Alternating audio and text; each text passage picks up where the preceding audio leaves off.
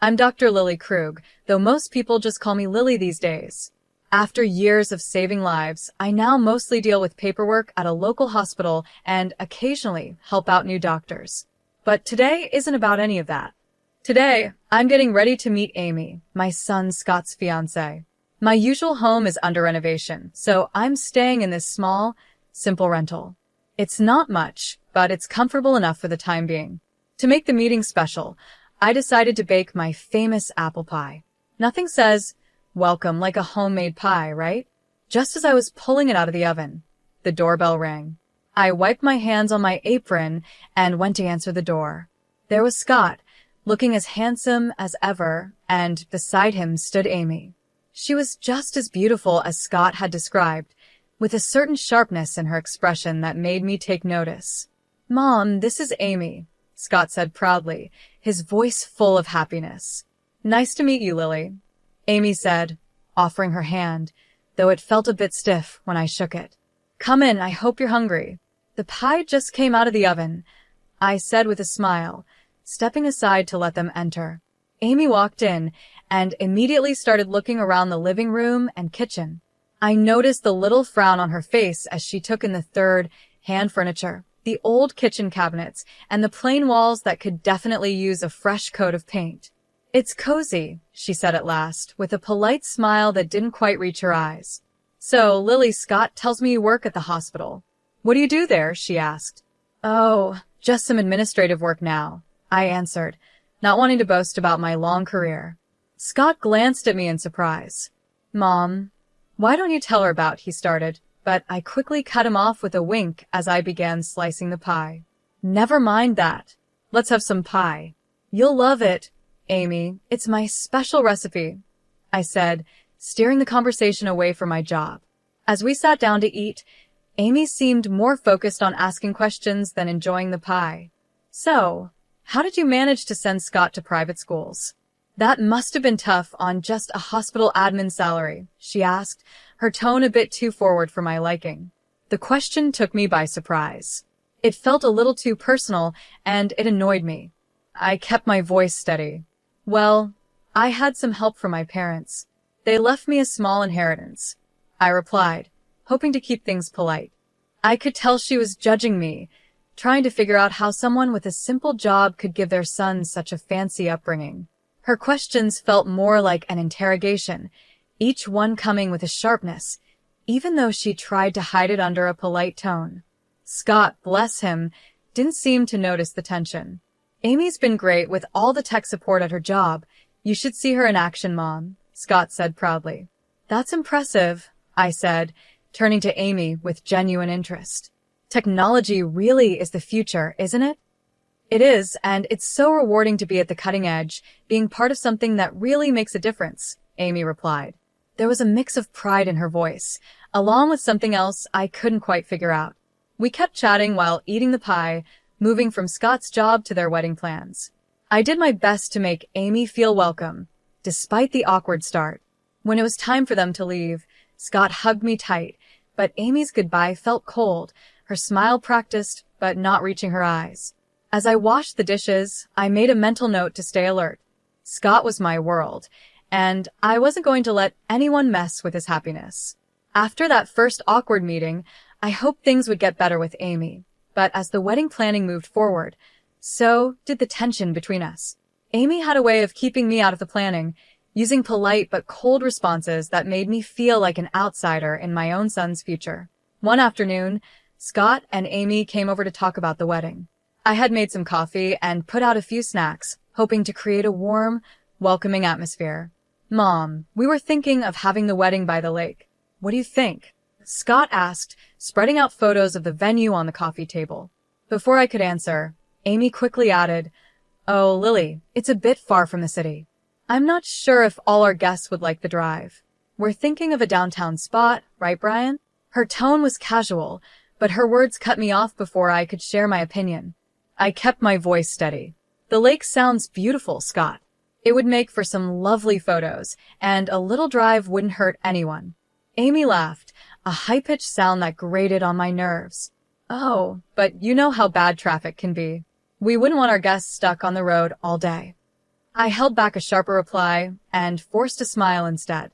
Well, downtown is nice too. Lots of great places there. Scott glanced between us, sensing the tension, but didn't say anything. He had always hated conflict, especially when it came to the people he cared about. Right, well, Amy's been looking into some great downtown venues, haven't you, babe? He said, giving her a supportive smile. Absolutely, Amy replied, flipping her hair over her shoulder. And Lily, we're also thinking of a modern theme for the wedding. Very sleek, very elegant. I'm guessing you'd prefer something more traditional? Her eyes glanced at my old coffee mugs and worn tablecloth, her words dripping with subtle judgment. I clenched my jaw, feeling the sting. I like modern just fine, I said, keeping my tone steady. The most important thing is that you two are happy. That's sweet of you, Amy said, her smile tight. We're just aiming for something more current. It's all about the image, after all. As they continued discussing wedding details, I nodded along, but my thoughts were elsewhere. Every word Amy said seemed to be pushing me further out, making it clear how little she valued my input or presence. After they left, the silence in my apartment felt heavier than usual. I was used to being alone, but this felt different. It was the feeling of being shut out of my own family. I poured myself a glass of wine and sat by the window, watching the streetlights flicker on. My heart was heavy with worry. I had always been the one Scott turned to for help, the one guiding him through life's challenges. Now, it felt like Amy was in control, steering him in a direction where I wasn't welcome. Just have to watch and wait, I muttered to myself, taking a sip. But I'm not giving up, not yet. It was Scott's birthday, and even though things had been tense between us, I wasn't going to miss my only son's celebration. Amy had taken over planning everything, and somehow, my invitation had gotten lost in the shuffle. But a mother's place is by her son's side, especially on his birthday. So I decided to go anyway. I arrived at Scott's house with a small, carefully wrapped gift in my hands. The house was full of life, with laughter and music spilling out through the door. Taking a deep breath, I rang the doorbell, my heart pounding in my chest. Crashing a party was one thing, but crashing your own son's party without an invite? That was another level. Amy opened the door, and her smile faded a little when she saw me. Lily, what a surprise. We weren't expecting you. Her words stung, but I held my composure. Wouldn't miss my son's birthday. Where's Scott? He's around somewhere, she said, stepping aside reluctantly. Well, come in, I guess. The house was decorated in shades of blue and gray, a sleek modern style that clearly had Amy's touch. I walked through groups of people, none of whom I knew. They were all Amy's friends, young and trendy, laughing and clinking their glasses together. Finally, I spotted Scott, chatting with some people who looked like his coworkers. Scott, I called, my voice trembling slightly. He turned, and his face lit up when he saw me. Mom. You made it. He excused himself and came over, giving me a big hug. I wouldn't miss it for the world, I said, handing him the gift. Happy birthday, honey. Thanks, Mom. I'm so glad you're here. He looked genuinely happy, but there was a bit of confusion in his eyes, like he was wondering why I'd say that. Just then, Amy appeared beside us, her smile tight. Scott, your friends were asking about you, she said, then turned to me. Can I get you a drink, Lily? No thanks, I'm fine, I replied, feeling out of place as she maintained her polite but distant attitude. As the evening went on, I tried to mingle, but Amy's friends were a close-knit group. Every conversation felt strained, and Amy often stepped in to either pull Scott away or take over the conversation with stories of her job and their future plans. At one point, I overheard Amy talking to a friend. Her voice was just loud enough for me to catch. Yeah, it's a bit awkward that she showed up. I didn't think she'd come, considering the vibe. Her words felt like a slap. I wasn't just uninvited, I was unwanted. My presence was making her uncomfortable, maybe even embarrassing her in front of her friends. The realization hit hard, and I found myself retreating to a quiet corner, holding a drink I didn't even remember accepting. A little while later, Scott found me alone, his brow furrowed. Mom, are you okay? You seem a bit off. I forced a smile, not wanting to spoil his day with my feelings. Just a bit tired, that's all. It's been a long day. Do you want to stay longer, or would you like me to drive you home? His concern was real, but the last thing I wanted was to pull him away from his friends. No, you stay. Enjoy your party. I'll catch a cab, I said, standing up. I just wanted to see you and wish you a happy birthday in person. He hugged me again, looking a little worried. Thanks for coming, Mom. I love you. I love you too, honey, I said, holding back the sadness as I left the party. I love you too, baby. Always. With that, I slipped out the door, the sound of laughter echoing behind me as it closed. The night air was cold, but it was a relief compared to the warmth of a party where I felt like an outsider. The next morning, just one day before Scott's wedding, I was in my kitchen, the soft hum of the refrigerator the only noise in the quiet room. Then, I heard a knock at the door. Expecting it to be a delivery, I wiped my hands on my apron and went to answer it. To my surprise, it was Amy, standing there alone, her face serious, which didn't seem like a good sign. Amy, what brings you here this early? I asked, keeping my voice polite. Without waiting for an invitation, she stepped inside, her eyes quickly scanning my modest rented apartment, her disapproval barely hidden. Lily, I'll get straight to the point.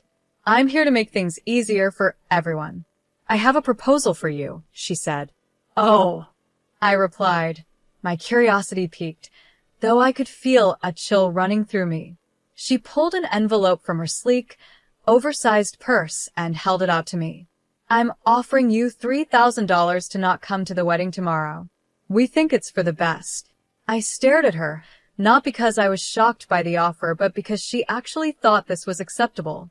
And why would you think I'd agree to that? I asked.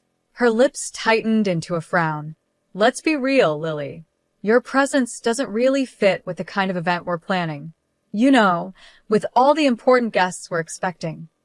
My hands clenched at my sides, but I knew I had to play this smart. I'm sorry, I think I didn't hear you correctly, I said, tapping my ear, pretending like I hadn't understood. You want to pay me not to attend my own son's wedding? Why? Amy sighed, clearly annoyed. Because, Lily, you don't exactly fit the scene. The way you dress, well, everything about you, it's just not up to the standard we're setting. We have very influential people coming, and we can't have you there looking like that. She paused, waiting for me to show some kind of hurt or give in. But I didn't. I stood tall, my resolve growing stronger. Go on, Amy. I'm listening, I said. With this money, she continued, waving the envelope in front of me, you could maybe fix up this place, or buy something nice for yourself later. You should be grateful I'm offering this. I almost laughed at her nerve. She thought this place was mine, and that I needed her charity to improve it. But I kept my face neutral, nodded, and took the envelope from her.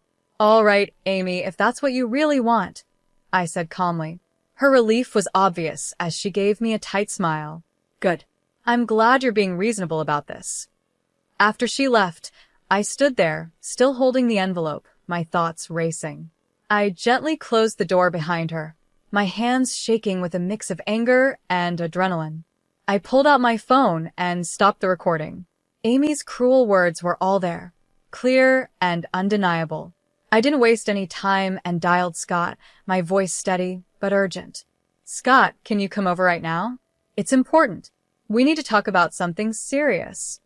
Sure, Mom, I'll be there as soon as I can. Is everything okay?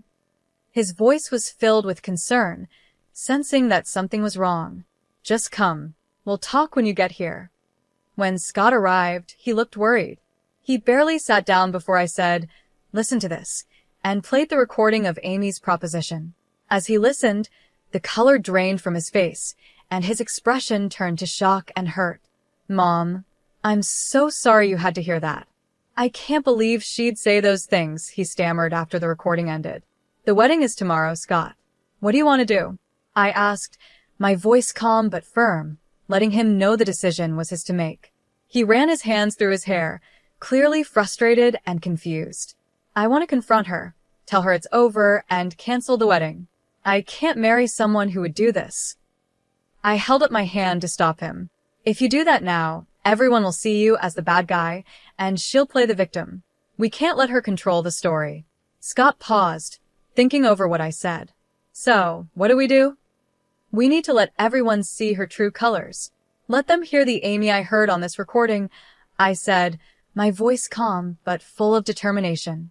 He nodded slowly, understanding. "Okay, Mom." I won't say anything to her yet. After Scott left, I made several phone calls to old friends and former patients, people who knew me well and had been part of my life because of the surgeries I had performed over the years. We talked about old times, and though I didn't give too many details, I hinted that I might need their support soon. Sitting back on the couch, I felt a mix of anxiety and resolve. Tomorrow would be a big day, one way or another. I was ready to stand up for my family and show everyone who Amy really was. This wasn't just about stopping a wedding. It was about protecting my son from a life of manipulation and lies. The wedding day arrived, and with it came a swirl of nerves and a sense of duty. Today would change everything, no matter what happened. As the guests began to settle into the beautifully decorated hall, whispering excitedly about the upcoming ceremony, I knew the truth would soon come to light. I braced myself for what was about to be the hardest thing I'd ever done. The plan was simple but powerful. Just before Amy and her father were supposed to make their grand entrance, a video about Amy and Scott's relationship was set to play. Instead, I had arranged with the AV technician to play the audio recording of Amy's cruel offer. My heart raced as the moment got closer, knowing how much impact it would have. As the guests chatted, waiting for the ceremony to begin, I gave a signal to the technician. The lights dimmed, and instead of the soft music of the couple's video, Amy's voice filled the room, loud and clear. "I'm offering you $3,000 to not attend the wedding tomorrow. We think it's for the best." There was an instant reaction, a gasp from the crowd, followed by murmurs of confusion and shock. People looked around, trying to understand what they had just heard. Then, the doors opened for Amy's entrance with her father, the timing perfect. The room went silent as they walked in. Her father smiled and waved, unaware of what had just happened. But Amy's smile faded as she realized that all eyes were now on her, filled with judgment and suspicion. As they reached the front, I moved to the second part of the plan. The screen switched to a video montage of testimonials from respected city figures, colleagues, and patients. They spoke about my years as a skilled surgeon, the lives I had saved, and the positive impact I had made in the community. The contrast was striking proof of my life of service and respect, directly challenging Amy's earlier words about my character. Amy stood frozen, her face pale, as the video continued. The guests, now clearly against her, whispered among themselves, their looks ranging from pity to disdain. Amy's mother, sitting in the front row, had tears running down her face, her hands covering her mouth in shock. Amy's composure crumbled, her earlier confidence shattered. She had been exposed in front of the very people she had wanted to impress. As the video ended, the room fell into a heavy silence. The weight of what had just happened hung in the air, thick with broken expectations and hard truths. My son Scott took a deep breath and stepped up to the microphone, his face serious.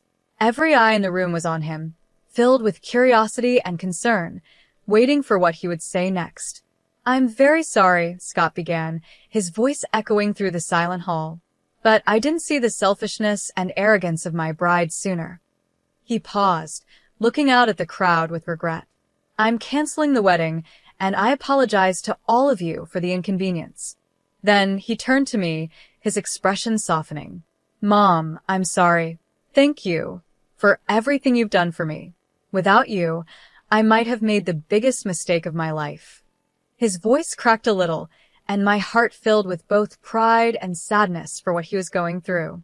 A soft murmur of support rose from the crowd, and some guests stood up, applauding his courage.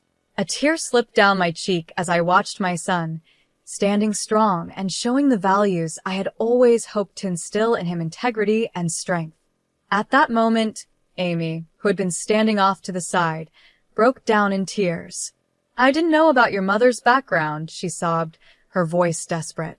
"This changes everything. Please, Scott, can we just talk about this?" But Scott shook his head, his decision firm.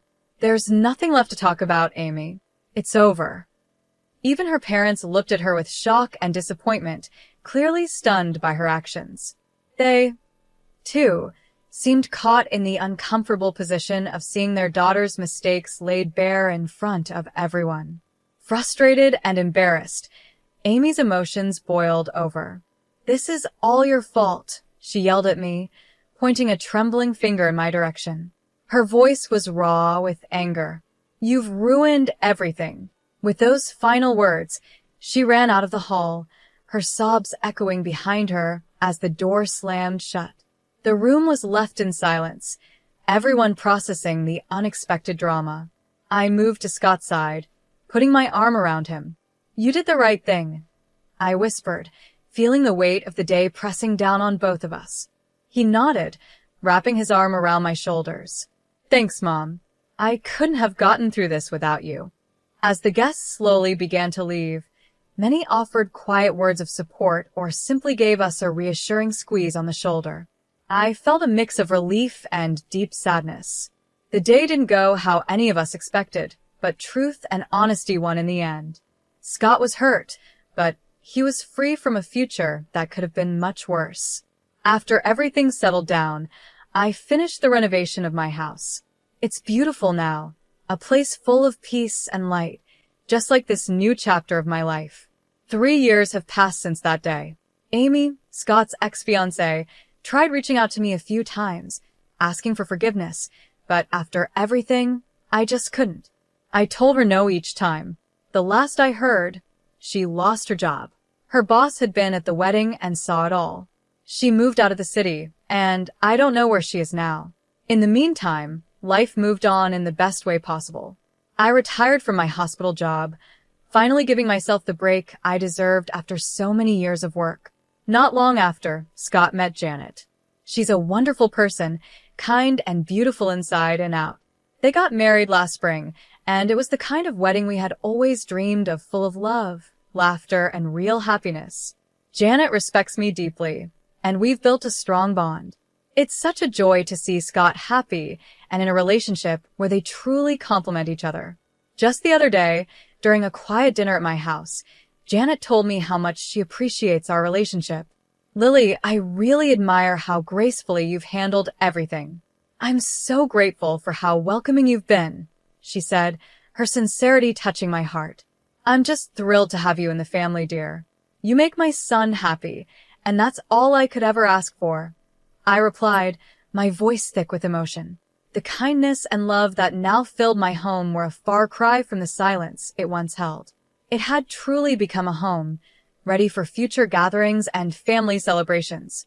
Feeling lighter and more adventurous than I had in years, I made a decision that even surprised me. I booked a trip around the world. It was something I'd always wanted to do, but kept putting off. Now, with everything falling into place, it seemed like the perfect time.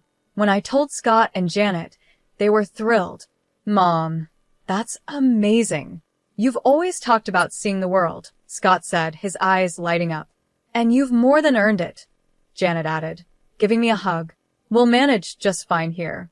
Go make some amazing memories." So here I am, finalizing itineraries and packing my bags, ready to explore the places I've only read about or seen in pictures. It feels like I'm not just traveling to new countries, but also stepping into a new phase of life, one where I can simply enjoy and embrace the beauty of the world.